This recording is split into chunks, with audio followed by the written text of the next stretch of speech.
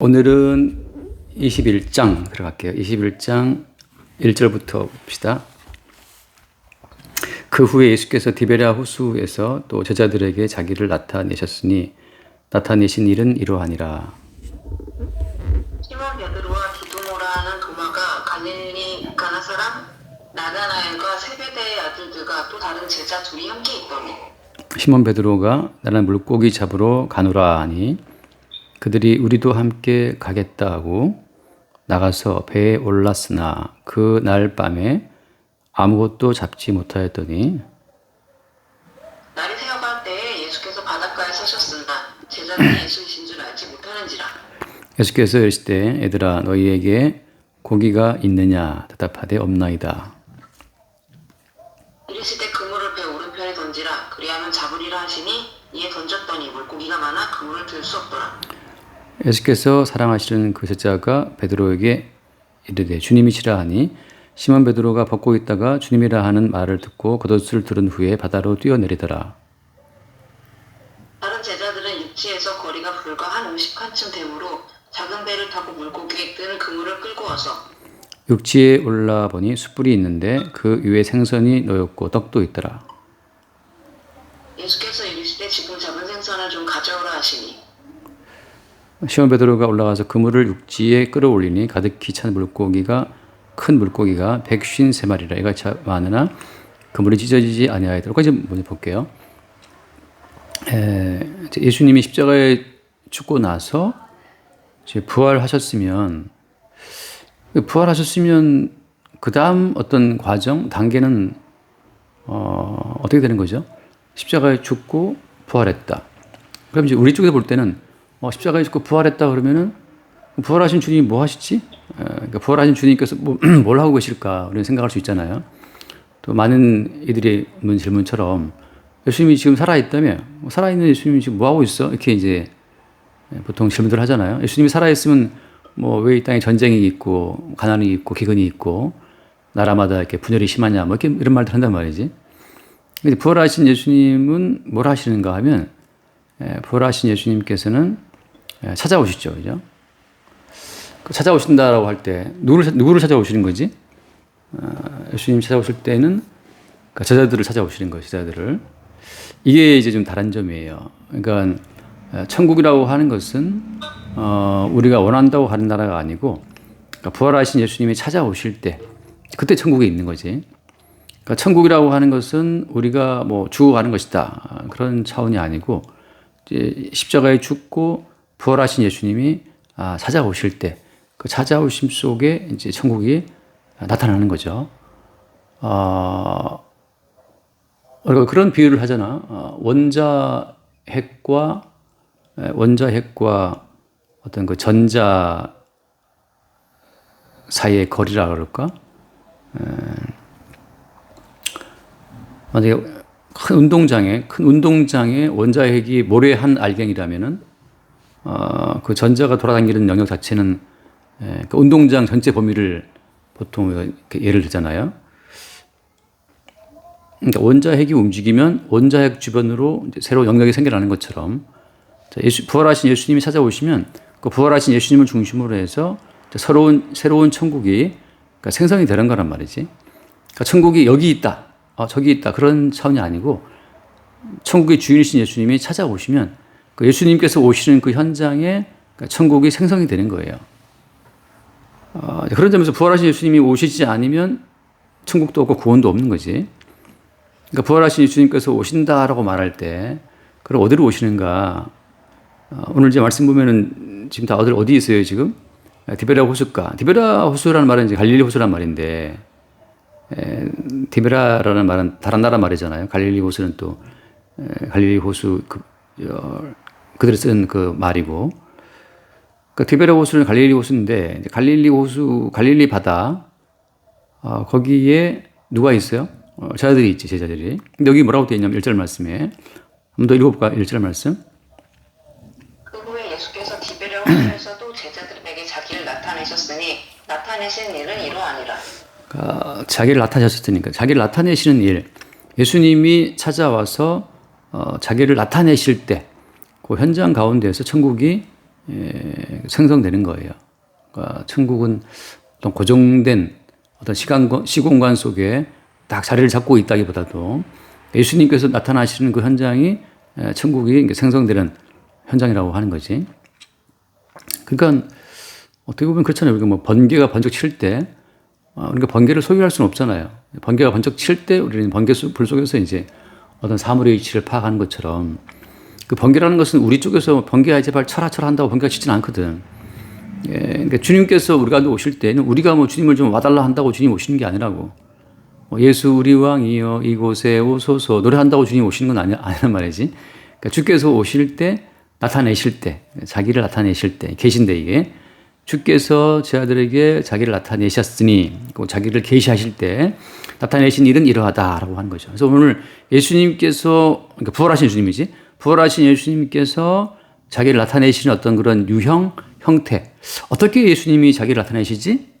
그러니까 부활하신 예수님이 나타내시는 이제 이런 어떤 과정을 통해서 어떻게 주님께서 오늘날에도 그러니까 부활하신 당신을 나타내시는지를 우리가 이제 알 수가 있죠. 그러니까 이런 과정을 통해서 예수님이 우리 가운데 역사를 하시는구나를 우리가 알 수가 있고 이렇게 나타내셔서 우리가 이렇게 교류하시는 그 교류를 통해서 우리는 천국이 우리 가운데 임했다라는 사실을 이제 알게 되는 거예요.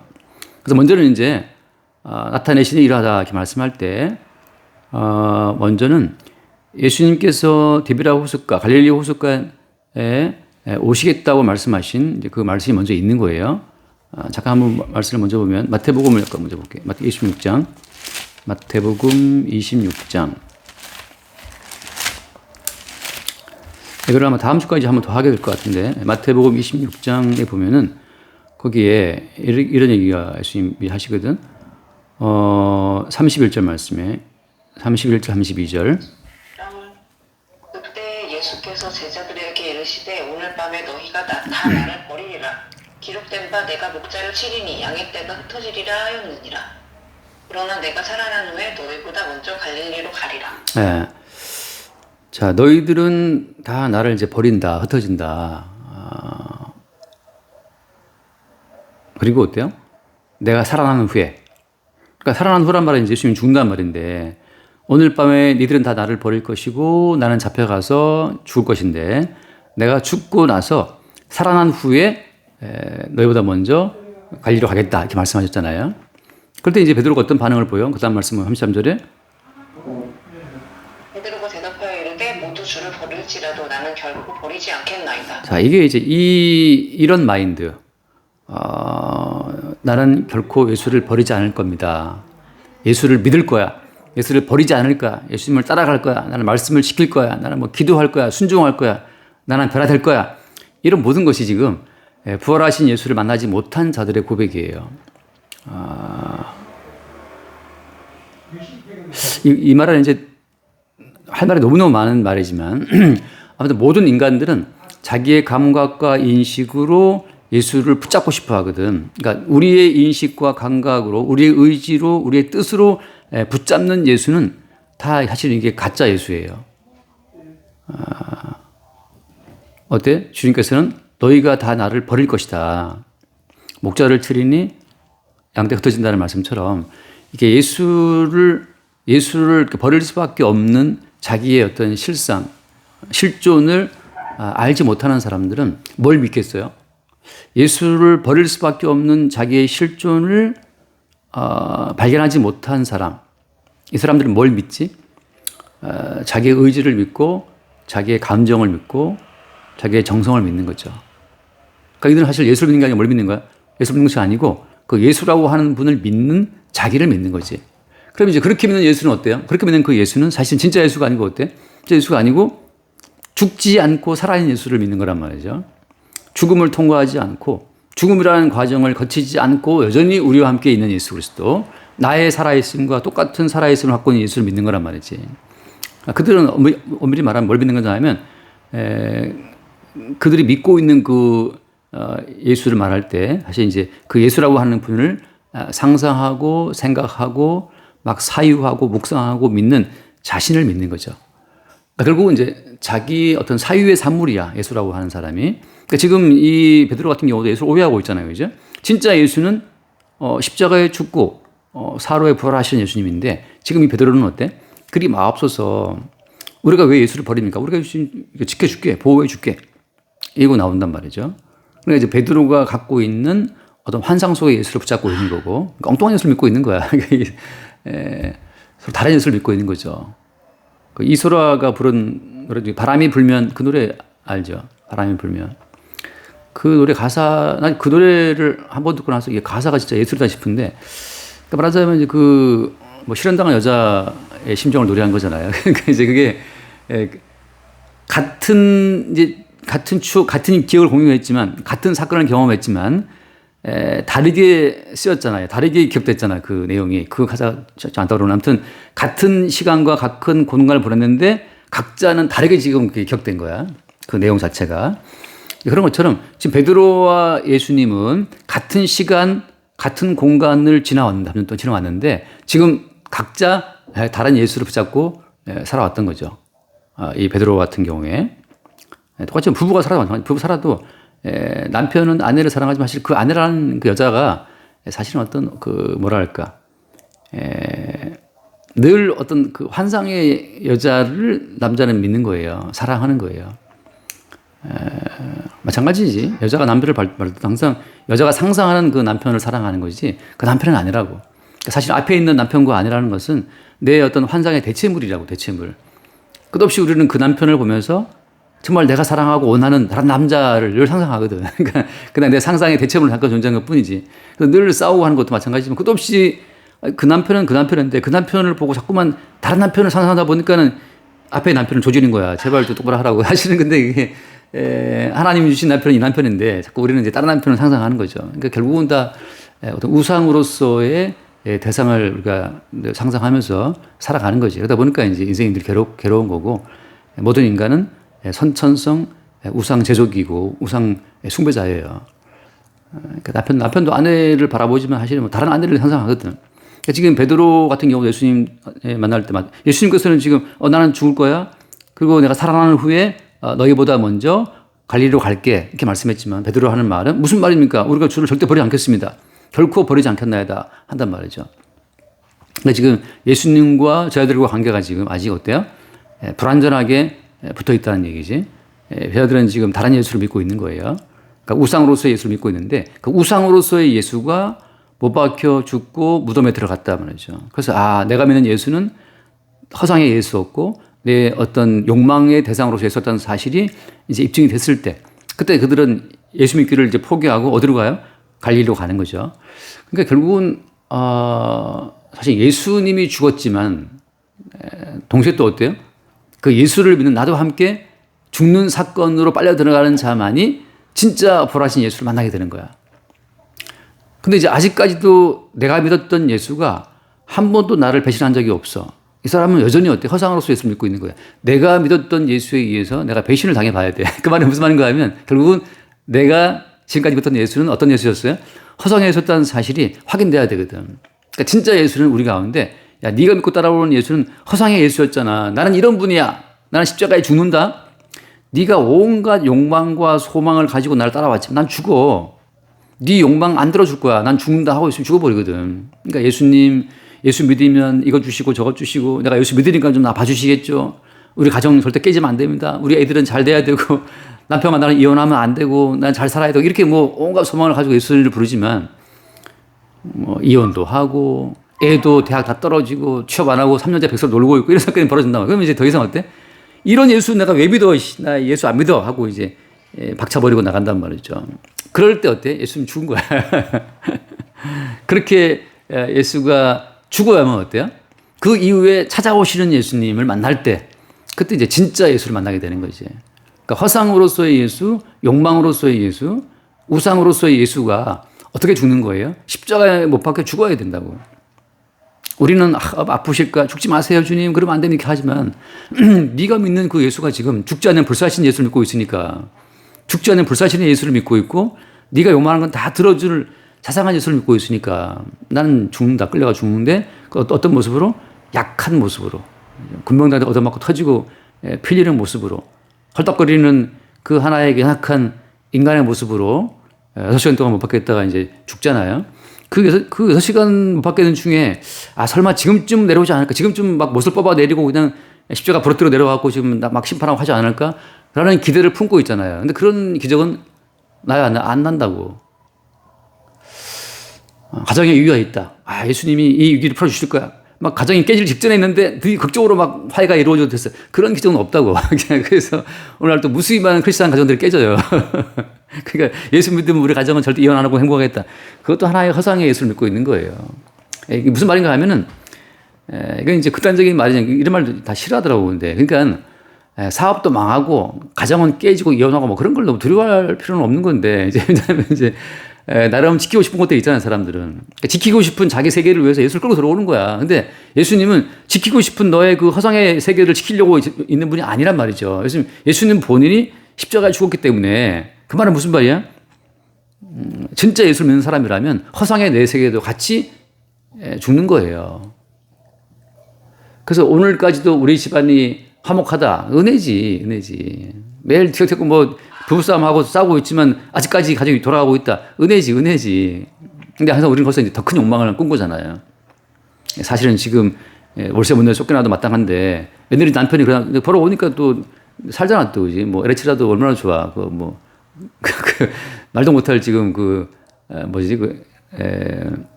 뭐라 해야 되나. 복지를 누리고 있잖아요. 복지라 그래야 되나? 아무튼 뭐 그런 생활을. 그지? 지금 반팔려고. 돈 내고 살고 있으니까. 우크라이나 한번 대보면, 우크라이나 뭐, 대보면 또 끔찍하잖아요. 또. 팔레스타인 대보면 끔찍하지. 우리는 다 남의 이야기고. 그래서 오늘 포인트는 뭐냐 하면 그래서, 베드로는 어때요? 여지까지도 계속해서, 지금 이제 다른 예수를 믿고 있었는데, 심하신 말씀은 뭐냐면, 나는 오늘 죽을 것이고 내가 살아난 후에 너희보다 먼저 어디로 간다? 갈릴리로 가리라. 이 말씀이 포인트예요. 너희보다 먼저 갈릴리로 가겠다. 그러니까 이미 주님께서는 다 스케줄이 있잖아요. 스케줄이 있어서 십자가에 죽고 부활한 후에 갈릴리로 가고 그런 스케줄이 있는데 베드로 입장에서는 주님 그렇게 하지 마세요. 나 안 버릴게요. 주님 내가 지켜줄게요. 한단 말이지. 그래서 주와 함께 죽을지언정 주를 안 버리겠다고 지금 베드로가 장담하고 있고 다 그렇게 말을 했단 말이죠. 여기서 이제 주님께서 먼저 깔아놨어요. 뭘 깔아놨어요? 너희보다 먼저 내가 살아난 후에 내가 부활한 이후에 너희보다 먼저 갈릴리로 갈게 깔아놓고 나서 오늘 이제 말씀 가운데 요한복음 이 말씀 그대로 21장 1절 한번 더 볼게요. 1절 21장 1절이요?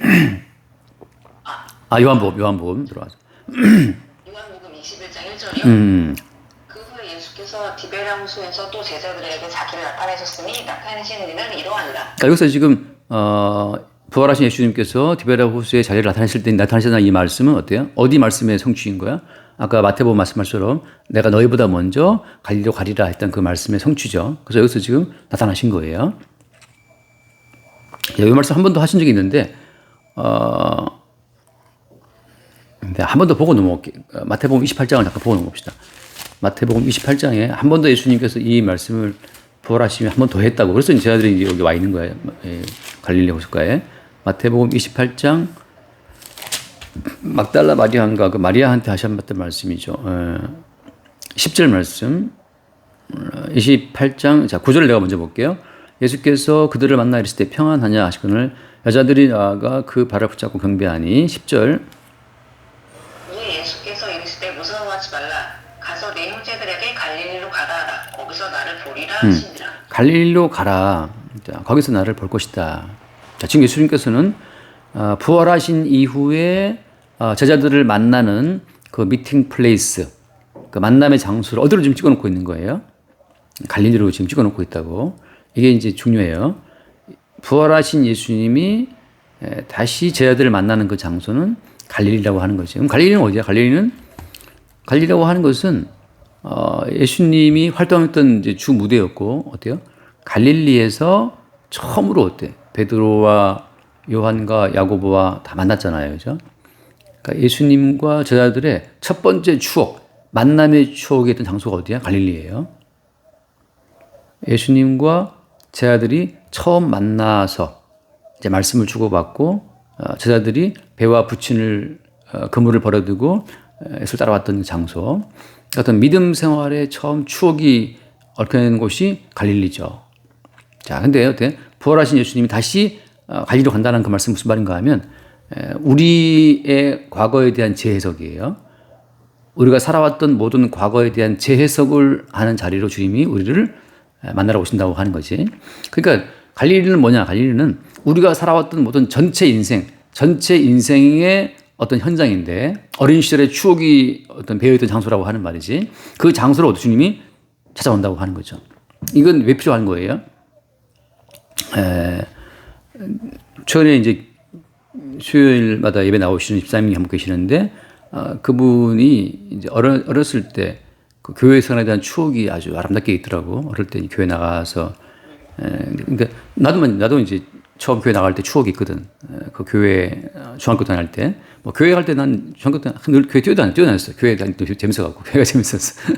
그래서 그 교회 생활은 추억이 있는데 난 한참 예수 믿다 보니까 이제 그것은 정말 추억이었고 왜 그렇게 주님께서 그렇게 교회 생활을 하게 하셨을까라는 걸 다시 한번 이제 새롭게 보게 되는데 그런 것처럼 지금 베드로를 포함한 제자들과 예수님이 갈릴리에서의 재회를 한다는 것은 이제 베드로 인생과 제자들의 인생에 대한 새로운 해석이 따라온다는 거죠. 이 말은 무슨 말인가 하면 이제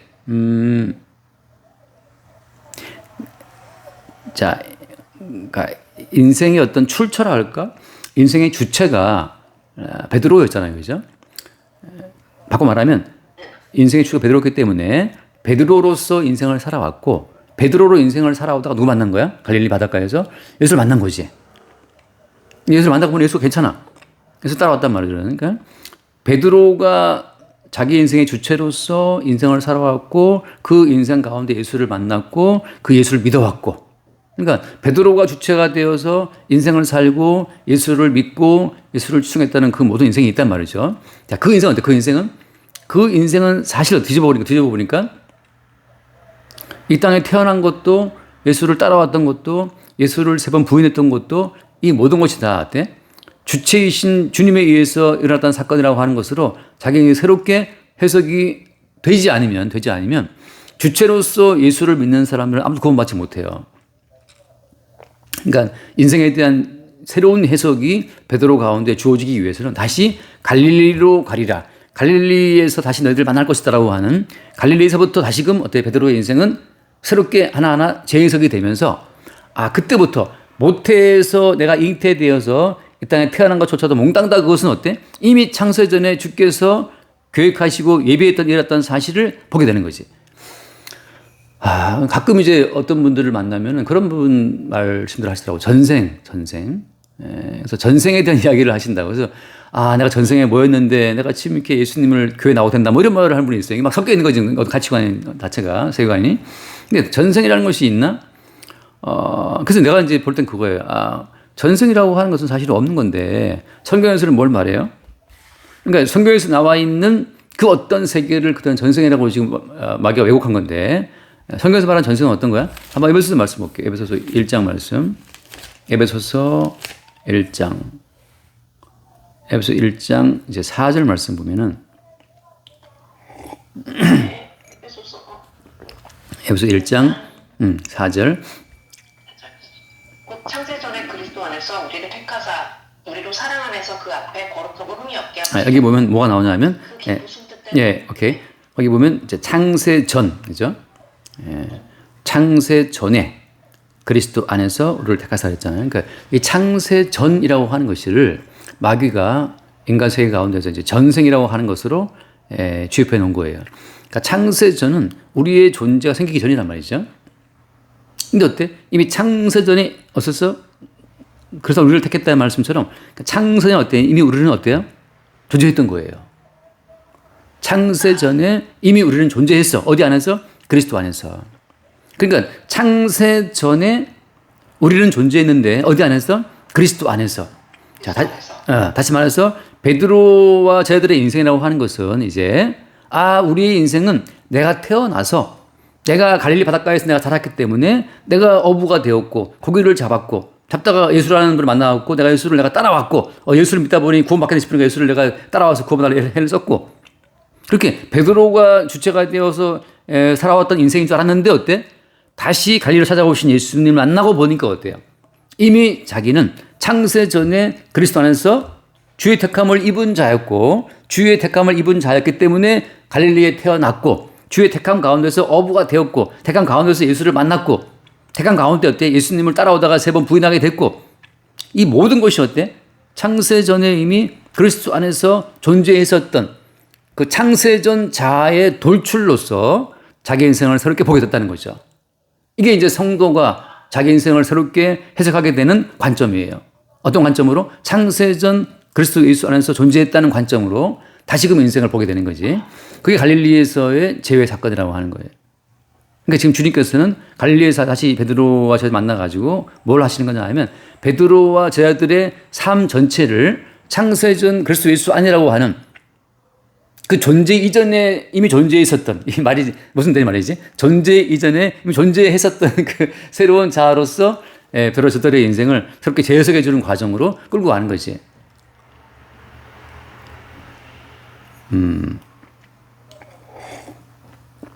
그래서 돌아와서 보게 되면 그래서 지금 그 옛날 어르신들이 맨날 뭐 전생 얘기하고 또 요즘에 전에 무슨 TV도 보니까 전생 말하고 그러니까 이 전생이라는 그런 현상 자체를 전생에 내가 무슨 개였네 무슨 돼지였네 그러는데 어차피 모든 인간들은 짐승의 세계에 속했기 때문에 전생 말아도 하긴 짐승의 세계밖에 안 나올 곳이 없어요. 자축이며 전사오미 신유술에 뭐 그거 12개 있잖아. 천간과 12지체 해가지고 자기를 버는 것밖에 없이 니가 무슨 띠니까 뭐 어떻다 뭐. 그래서 또 관상을 또 보니까 뭐 이제 이재명 관상이 약간 돼지처럼 바뀌었더라고 보니까. 그리고 뭐 김문수 관상은 염소처럼 생겼다 그래서 염소라 그러고 뭐 그런 이제 관상장애들이 이제 썰을 푸는 거지. 썰을 풀어서 옛날 이재명 관상은 살쾡이었단 말이지. 말라가지고 지금은 좀 퉁퉁해졌다고. 자 사람은 그 응? 복화로 많이 쳐먹어가지고 죄송합니다. 이거 이거 삭제할 수도 없어요. 예. 뭐 잘 안 들어갔을 거예요. 근데 그러니까 사람들은 이제 자기로서 자기를 보고 자기로서 세상을 해석하잖아요. 그런 어떤 해석에 대한 관점 자체가 지금 그리스도 예수 안에서 그러니까 찾아오신 주님이지 십자가에 죽고 부활하신 예수님이에요. 이거 오해하면 안 돼. 다시 말하면 이거예요. 내 인식 가운데 존재하는 예수를 만나게 되면 그건 내 인식이 만들어내는 우상의 예수라고. 우리는 인생이 힘들기 때문에 끝없이 우리 욕망이 생겨나는데 그러니까 인생이 결핍 자체이기 때문에 끝없이 결핍을 채우고 싶은 욕망이 생겨난다면 그러니까 그 결핍을 채워줄 어떤 욕망의 도구로 예수를 바라보는 순간 그 예수는 우상이 된단 말이죠. 그 예수 말고 그렇게 해서 십자가에 죽임을 당하고 살아나신 예수님이에요. 그러니까 십자가에 죽고 부활하신 예수님 때 항상 어때? 항상 찾아오시는 예수님은 십자가의 죽음이라고 하는 그 죽음이라고 하는 어떤 그 단절된 사건을 갖고 오시는 거라고. 이것도 참 이제 개념상으로는 참 어려운 말인 게 왜냐하면 우리는 우리의 살아있음을 부정할 수 없잖아요. 근데 이제 주께서 일으키시는 사건에 의해서 우리는 난 죽었구나 라는 어떤 그 우리의 죽었음의 실상을 번뜩 알게 되는 어떤 순간들이 있어요. 우리 알잖아요. 그 지영자매 비타민 먹다가 비타민 목구멍에 걸려가지고 캐락컬러 갈 때 119에 신고했었잖아. 비타민 먹다가 목구멍에 걸려서 지금 막 힘들어 그러니까 그 119 상담원이 좀 있으면 녹아요 그랬어. 그래서 이제 해결됐거든. 이게 기도로 먹었으면 죽는 건데 기도가 아니고 이제 여기 걸려서 그러니까 좀 그렇더라고 그게. 그 되게 심각하게 끝났어. 119 상담해가지고 그렇게 그 기도에 걸렸으면 벌써 이게 난리 났는데 기도가 아니고 이제 걸린 거니까 너무 큰 걸 삼켰는데 이게 목에 딱 걸려버린 거지. 그래서 옆에 있던 그 정혜 언니가 119 신고했었거든. 그래서 그 상담원이 그러면 좀 있으면 녹아요. 이렇게 해서 넘어갔어. 다시 말 정리합시다. 이게 어차피 이거 다음 주에 한번 더 해야 될 것 같은데 조금 이게 여러 가지 참 겹쳐 있는 말이라서 그래서 지금 이제 핵심이 뭐냐면 이거죠. 예수님이 갈릴리 호수에 찾아오신 것은 이미 예언된 말씀대로 찾아오신 것이고 갈릴리에 오신 것은 뭐냐면 갈릴리 출신 제자들이 자기로서 자기 인생을 보는 그 관점 자체를 창세전 그리스도 예수 안에서의 존재성을 가지고 새롭게 재해석해 주는 그런 과정으로 찾아오신 거란 말이죠. 자, 그러면 구티어 다시 이렇게 찾아오셔서 그들의 인생을 그러니까 재해석해 준다고 할 때는 무슨 목적으로 하신 거냐 하면 이거만 읽고 마칠게요. 무슨 목적이냐 하면은 그 앞에 한번 볼게요. 요한복음 20장. 요한복음 20장. 20장이요? 네, 20장 21절을 봐요. 21절. 이 말씀을 하시고 그들을 향하사 숨을 내쉬며 이르시되 성령을 받으라. 네, 그건 누구에게든지 사하면 사하여질 것이요 누구에게든지 그대로 두면 그대로 있으리라 하시니라. 이제 그건 22절인데 이제 21절을 내가 먼저 볼게. 21절을 보라 했는데 21절 예수께서 또 이르시되 너희에게 평강이 있을지어다 아버지께서 나를 보내신 것 같이 나도 너희를 보낸다. 자, 아버지가 나를 보내신 것 같이 나도 너희를 보낸다 하잖아요. 그러니까 이게 주께서 다시 우리를 보내실 때는 예전 베드로로 보내시는 게 아니야. 자, 이거 참 중요한 말이지만 마찬가지예요. 결코 우리는 예수를 부인하지도 않고 예수를 버리지도 않고 예수를 위해서 목숨 바치겠습니다. 이러고 나가는 선교사들은 다 가짜예요. 결코 예수를 버리지 않겠습니다라고 목사 된 사람도 다 가짜 목사라고. 결코 예수를 버리지 않겠다라는 그런 집사 장로도 다 가짜예요. 이게 다 지금 아직 십자가에 죽고 부활하신 예수를 만나지를 못한 사람들이라고. 그래서 구의 말씀 먼저 다시 볼게요. 20절 말씀. 20장 20절. 20장 20절 말씀 보면 이 말씀을 하시고 손과 옆구리를 보이시니 제자들이 주를 보고 기뻐하더라. 네. 손과 옆구리는 십자가의 흔적이잖아요. 그러니까 죽었던 예수를 말하는 거야. 그러니까 죽었던 예수. 도마가 와가지고 그 아까 나중에 보겠지만 도마가 그죠 의심했잖아요. 근데 예수님이 옆구리와 손을 보였다는 것은 십자가에 죽임 당한 예수님인데 십자가에 죽임 당할 때 그때 무슨 일이 있었어요? 제자들이 다시 버렸잖아요. 십자가에 죽었다는 그 말은 어떤 인간도 예수님과 끝까지 동행을 못했다는 증거거든. 그러니까 어때 우리라는 존재는 우리 인간의 실존은 끝까지 예수를 따라갈 수 없는 실존이라고. 근데 무슨 예수를 내 목숨을 바치겠다. 이제는 예수를 해서 우리가 죽읍시다. 그딴 헛소리를 하단 말이죠. 어떤 인간도 끝까지 예수님을 따라서 함께 죽을 인간은 아무도 없어. 그래서 예수님이 홀로 십자가에 죽임 당하신 거라고. 그러니까 어때? 십자가에 죽임 당하신 예수님이 부활하신 이후에 찾아오시게 되면 뭘 아냐 하면 우리는 예수를 모른다고 부인하고 도망갔던 사람들이라는 사실을 인정할 수밖에 없어요. 그러니까 감히 어때? 감히 예수를 위해서 목숨 바치겠습니다. 죽겠습니다. 이런 말은 못하지. 내가 옛날 중학교 때 예수님 처음 믿었거든. 중3 때 부흥회 어떤 목사님이 와서 막 열정 부흥하시면서 일제시대 때 그 고난을 말씀하시면서 주를 위해 죽을 사람 손들어봐 그렇게 하시더라고. 부흥 목사님이. 근데 중3 때였나? 내가 손을 딱 들었지. 내가 예수를 목숨 바치겠다고. 그때는 철없던 때였으니까 그냥. 뭔가 이제 그 어떤 너무너무 그냥 좋았어. 그런 모든 것들이. 그러니까 나의 실존적인 어떤 탐색 어떤 그런 고찰도 없이 내 어떤 정체도 모르는 채 예수를 따르겠다고 막 했던 거지, 그냥 베드로처럼. 나중에 보니 그게 다 어때? 다 성경에 나온 이야기였고, 베드로가 했던 말들이었고, 결국 예수를 버리잖아요. 나도 이제 그 뒤로 이제 고등학교, 대학 거치면서 끝도 없이 예수를 모른다고 부인했던 그런 사건처럼 예수를 부인했던 수없이 많은 사건 속에 내가 노출됐단 말이지. 그러니까 지금은 어때? 예수를 목숨 바치 그런 말을 못하지. 이건 주께서 하게 하시면 하는 거지만, 우리로서는 할 수 없어요. 그러니까 지금 똑같은 과정이에요. 주님이 손과 옆구리를 보이시면서 야 나도 너희를 보낼 거야 이렇게 말씀하실 때는 어떤 걸 전제 두고 말씀하신 거냐 하면 자기로서는 예수님을 따라갈 수 없다는 실존이 있는 상태에서 이제 십자가에 죽고 부활하신 예수로서의 인생이 성령으로 제자들 가운데 덮쳐오는 거예요. 이거야. 십자가에 죽고 부활하신 예수 그리스도께서 성령으로 말미암아 제자들의 인생을 새롭게 재해석을 하시면 그 인생 가운데 뭐가 들어가 있는 거예요? 십자가에 죽임당하신 예수의 인생이 그들과 함께 이게 연합됨으로 말미암아서 이제 십자가에 죽임당하신 예수님의 인생이 그들을 끌고 가는 인생으로 온다는 거지.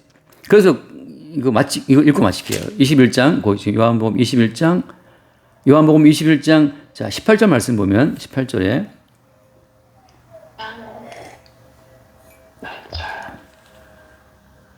내가 진실로 진실로 내게 이르노니 내가 젊어서는 스스로 띠띠우고 원하는 곳으로 다녔거니와 늙어서는 내 팔을 벌리리니 남이 내게 띠띠우고 원하지 아니하는 곳으로 데려가리라. 자, 이게 이제 예수님 인생인데 예수님 인생은 아버지께서 인도하신 대로 끌려간 인생이니까 그러니까 그런 예수님의 인생이 베드로의 인생 가운데 베드로의 인생의 탑재가 되는 거예요. 성령으로 말미암아. 그러니까 이제는 베드로로서는 예수를 따라갈 수 없는 자지만 십자가에 죽고 부활하신 예수님이 다시 오시게 되면 성령으로 오시게 되면 십자가에 죽고 부활하신 예수님의 인생이 베드로의 인생의 탑재가 되는 순간 이제 베드로로서는 죽고 그 속에 사시는 그리스도 예수의 인생이 베드로를 끌고 간다는 걸 말해주고 있는 거거든.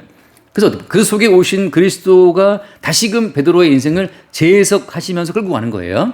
그러니까 지금 베드로 속에 오신 예수 그리스도는 뭘 말하는 거냐 하면 창세전 그리스도 안에서 우리를 택하사라고 했었던 그 창세전에 그리스도 안에서 택함을 입었던 그 새로운 자아가 지금 그리스도께서 베드로 가운데 옴으로 말미암아 이게 발현되는 거죠. 그렇게 해서 베드로의 인생이 새롭게 전개가 된다고 하는 거예요. 그러면 이제 나도 너를 보낸다 말씀처럼 베드로도 그리스도에서 보냄을 받으면서 성령을 나타내는 그 역사 가운데 동참되게 되는 거죠. 여기까지 합시다. 다음 주에 한번 이어서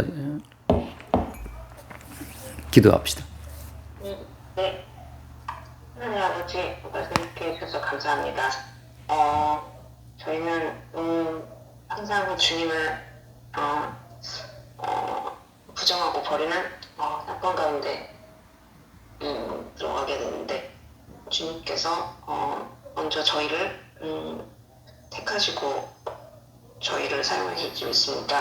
예수 그리스도 이름으로 기도드렸습니다. 아멘. 주님, 우리가 주체가 되어 살아가는 인생의 허상을 십자가 사건으로 알게 하시고 십자가에 죽고 부활하신 주님이 다시금 우리 인생에 참된 주체로 임하심으로 말미암아 창세전에 주께서 택하셨던 그 새로운 자아로 인생을 살게 하시는 그 은총을 날마다 바라보고 찬송케 하여 주옵소서. 우리 주 예수는 그들입니다. 아멘.